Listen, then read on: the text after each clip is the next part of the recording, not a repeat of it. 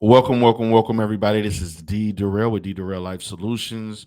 Happy to be here once again to engage in intellectual conversation with you. We're going to talk about how Black girls are orientated to become single mothers. Let me repeat. We're going to talk about how Black girls, our young Black teenage girls, are orientated to becoming single mothers. And this is not the fault of single Black women. Because again, as I will repeat, in any video that I talk about the family, single motherhood is highly predicated on Black men not taking care of their children and leaving the home.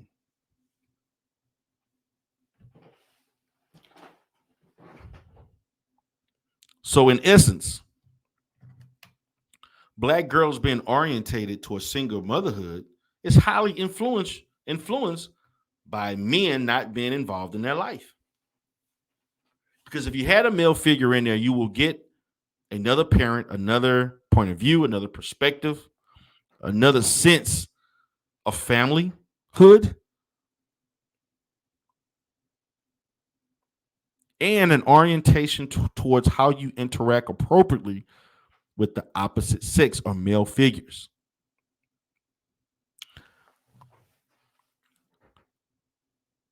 A Black girl's normal maturation into motherhood, particularly in our community in 2020, is highly affected by the absence of Black men, and to the fact that due to the absence and ineptitude of many Black men as fathers, there's a monopoly upon the single mother to influence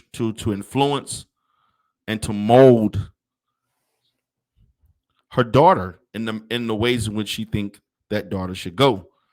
And a lot of that is highly predicated on the fact of the mother's failures and her mistakes as a teenager or as a young adult, which led to her becoming a single mother in the first place.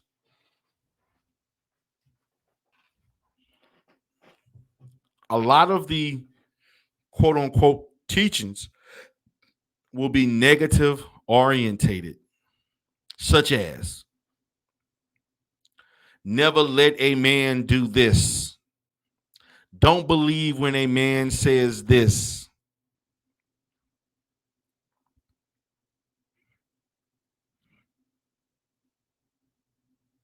Things of that sort, those type of statements. You can't let a man do blah, blah, blah.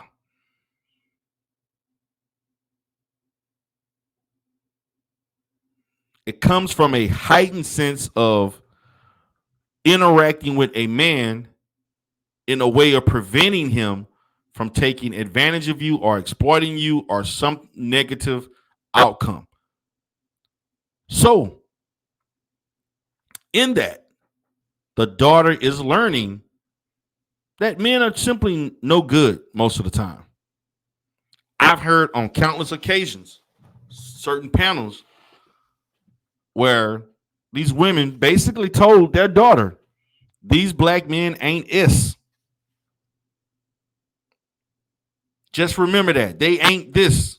No matter what you're dealing with, they ain't this. But still deal with them anyway, but they ain't. They're not. Now I'm like, wait a minute. On a panel with other men, which were actually good men. I'm talking married men like myself and others, several other married Black men who holding down the fork. Just using terms in the majority of not understanding the full effect of that rhetoric. When you tell your child and condition your child that men are no good, all men, then they are going to treat all men as if they're not good. And in that interaction, it will produce a conflictual relationship all the time with men that they engage with. It will always be friction. There will always be negative statements. There will always be arguments. There are always going to be, miscommunication that will eventually lead to short-term or long-term relationships not lasting. And eventually you stay alone. You're teaching your child, your daughter, that you should just be alone. It's no use. And therefore, you're going to eventually continue the curse of being alone, not being married, having children, doing it all by yourself. This is, in my opinion, this is like a self-induced pathology in our families. These are self-defeating behaviors that are heightened by the mothers who teach their children ineffective ways to function in relationships. And in our essence, they project their own issues to their daughter about men. And then the daughters turn around and repeat the same mistakes that you did. And so now you see a 22-year-old mother of 3 on the phone gossiping with her 44-year-old mother of 5 about how I have all these children and each baby daddy ain't worth a dime. And men are no good. Particularly growing up in the 90s, constantly heard that all men are dogs. This is the orientation of single motherhood. This is actually overall the orientation of womanhood and single motherhood, because they tend to interlap. I have stated countless times that when we speak of people, of human beings, the word all hardly ever, and I'm going to say ever,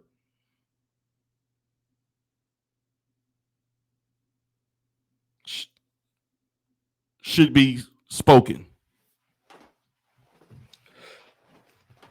Should never be used. It should never be utilized because it's hard to say the term all 100% of the time when it comes to any demographic of people. The term all can be used in a generative state, and it also can be used in a stereotypical state. The term all means 100%, and that rarely applies to human beings. The only few things that you could say, like all black people have black skin. Yes. Okay, all black people have certain features that characterize the range of what black people look like. Yes. Those type of things that are certain to us as a species, as human beings.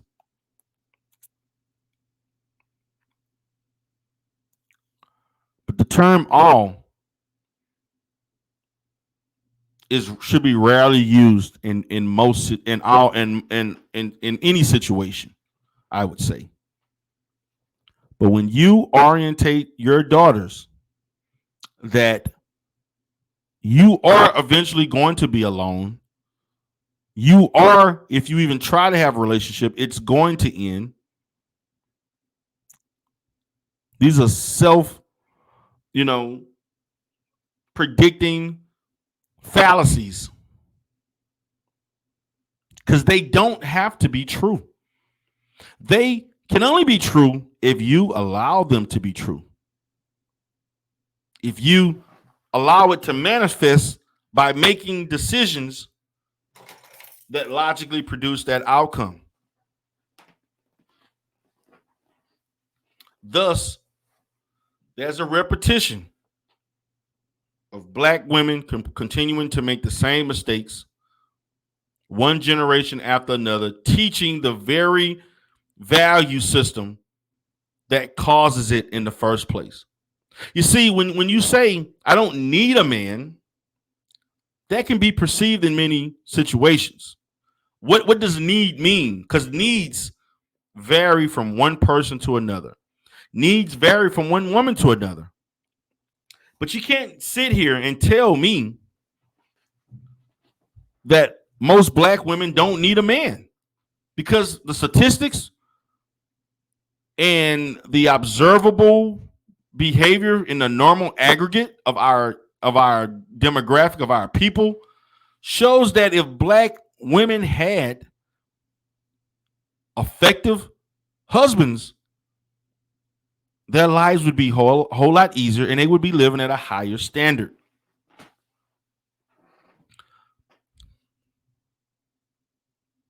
And when you tell black girls that they don't need a man, you're basically training them to be by themselves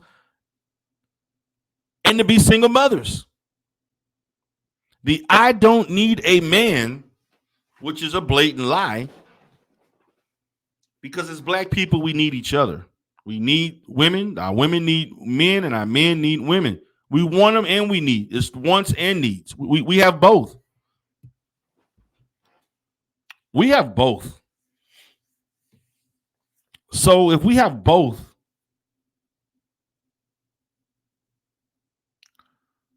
why are we teaching our girls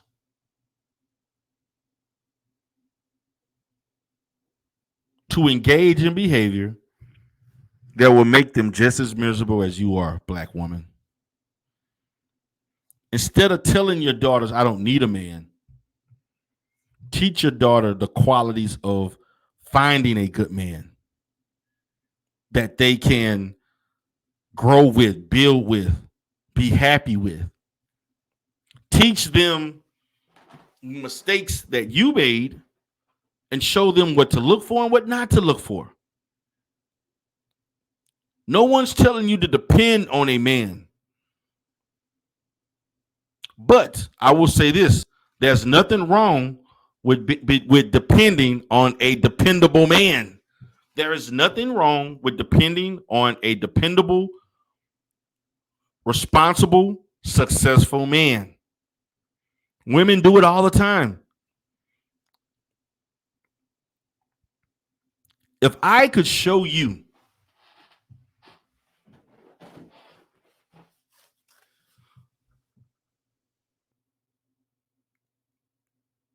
a picture of what single motherhood looks like versus married women with husbands, you will see a direct difference in how these women carry themselves, their value system. But more importantly, you will see a different standard of living. I guarantee you, the majority of the time, the married women are living a higher standard of life almost 90% of the time. But not only that, not the fact that they're living a higher standard of life, but they're living a more comfortable life as it relates to them exerting an exorbitant amount of energy to function. You see, married women, there are a large percentage of married women that don't have to contemplate getting 2 and 3 jobs. There are many black women who are single mothers. That's a necessity. There are not many married women who are going to influence their children or force their children to get part-time or full-time jobs to help pay bills. In many urban areas, there are single mothers who have particularly their sons, but their sons or daughters or their children working in order to make ends meet. Matter of fact, many of these children, as adolescents, feel compelled to get to obtain jobs so that they can afford to buy things themselves that their parents can't could be that the parents can't buy them, that the single mother can't afford to buy because they don't want to pressure their mother into having to work harder just to give them the things that they want and need. So they do it for themselves. And for many, they engage in illegal activity to earn that money. This is just facts. So I'm asking black women, black mothers, black single mothers, if you're listening, and many of you are, why are many of you, because I don't use the term all. The term all rarely applies to human beings. But there's a large percentage of black women who are teaching their daughters to be unsuccessful at dating, to be unsuccessful at maintaining productive relationships with men, thus creating a situation in which they are not perceived as being marriage material. Not to the fact they don't possess the ability to do so, it's because their mindset is not of a woman who is married in this culture. The mindset is to be independent of a person, regardless of what they do and say. You cannot be in a marriage and think independently of yourself. You have to think of the family first. If you're thinking about yourself first, you're thinking about yourself above your partner, you will always produce behaviors that are not wanted by the partner. Thus, the partner will become disinterested, frustrated, irritable, and disappointed that he married such a person that don't see value in them to keep in the first place. Who wants to marry that? I want single mothers to understand when you teach your daughters this, you're doing them a disservice that only creates the same environment that you have struggled to operate in. You create an environment in which young single black women view the world in negative terms, the struggle. A lot of single mothers do a lot of illegal acts, sex work, drug dealing, other vices, smoking, whatever, drinking, whatever, to emotionally compensate for what they can't deal with in real life. Nervousness, irritation, stress. I don't need a man, but every time I talk about a man, I'm complaining about the man. And in that situation, you see, there's a misnomer about single mothers not having value. But single motherhood does in some way devalue you, particularly if you're not functioning at a high level. To me, it's about the functionality, not necessarily about the optics of the fact that you have 2 or 3 children. It's how you function with those 2 or 3 children.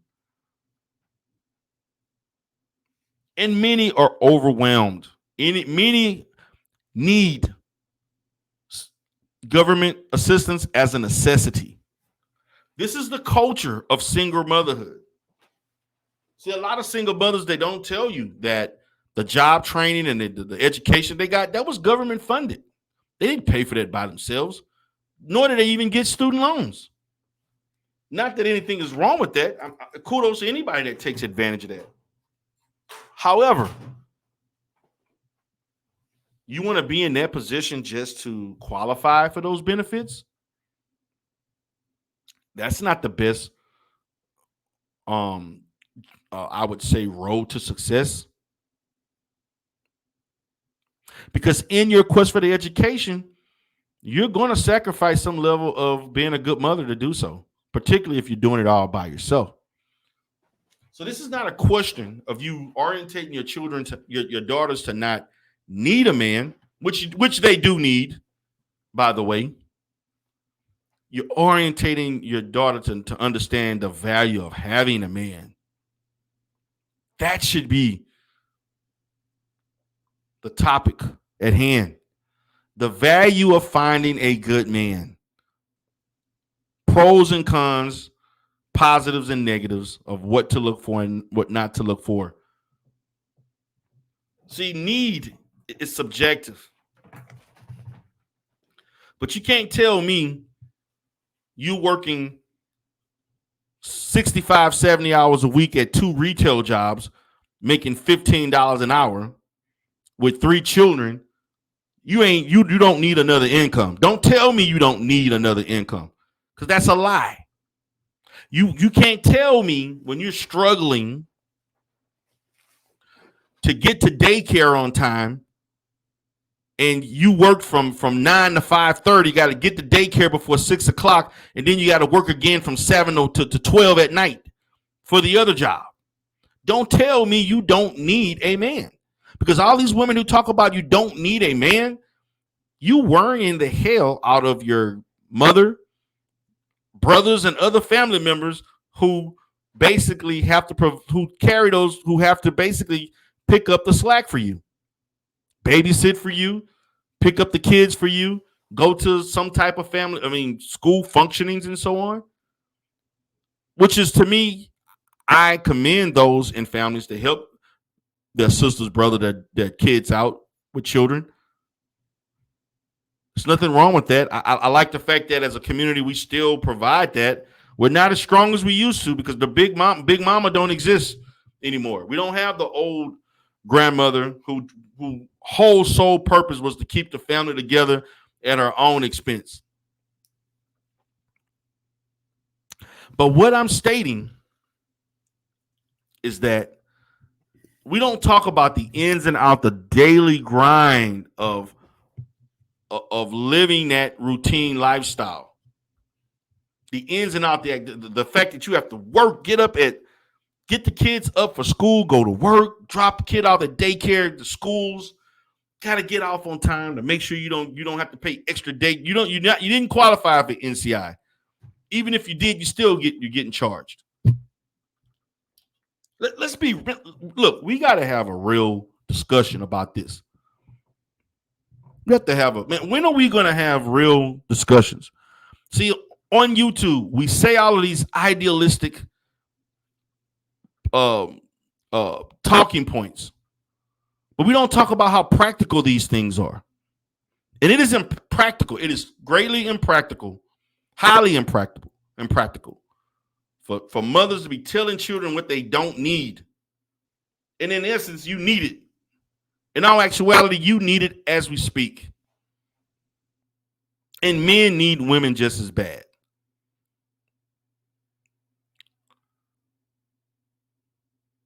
So you tell me a man, your partner, couldn't fill those shoes when you stressed coming home work, you got to cook and clean. You telling me that you wouldn't be okay with another man maybe cooking sometime and cleaning a little bit when he gets home, keeping some things in order? Or at least if he's there, you don't have to work that extra 20, 25 hours a week, where you can go home and do those things and be there for the kids and so forth, because he's out making money. On average, men make more than women. Even in the black community, men make on average more than women. The problem is that we just have more, the unemployment rate is higher for men than women. There are more women at work, but when men work, with functional, I'm going to say this, functional, skilled, educated black men out-earn black women. I'm sorry, they do. And the statistics show it. Now, when you talk about the unskilled and unemployed, then that's a different story.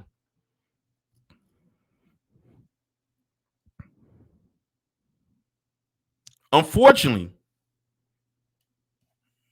when you're orientating black girls to not need men and not have the qualities and the proper decorum to attract responsible, educated, skilled, hardworking black men, well, then now you're basically tossing and turning in the bottom of the barrel for those type of men, and those are going to be the very men you're going to complain about, and you're going to use that as a means of validating why you don't need a man, and in all actuality, you do. Now, I know there are going to be women listening that are going to be talking about, well, I'm doing it all by myself, and I don't need. Stop it.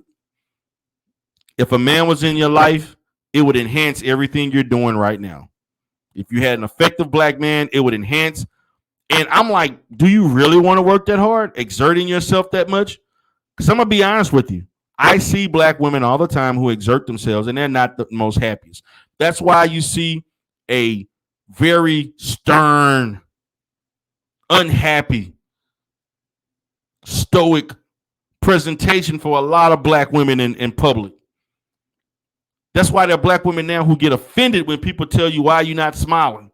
Because she's saying in her mind, consciously, what the hell I got to smile about? My life is horrible. I'm not happy about anything that I'm, investing this amount of time and effort and trying to just barely survive. What do I have to smile about? And it's very easy to blame men for this. It's very easy. And I'm going to say part of the blame are men. Because it's because if there were men who were relationship and family orientated, you wouldn't be in that position in the first place. So this is the orientation that black girls go through. This is going to be your life. Wow, welcome to America. This is what black womanhood appears to be. We have to do better. We can do better. We have to quit putting our children in positions to fail, taking them out the house early, deep value in education, calling them all kinds of names, yelling and screaming at them for no reason, triggering them, displaying bad behavior, being a bad role model. Just because in all actuality, as they get older, they're going to take in everything they learn from you indirectly and apply it to their own lives. And then they're going to complain to their mother about the same set of circumstances that she went through. It's just facts. This is D. Durrell Life Solutions. Appreciate you all for coming in today. Have a great day.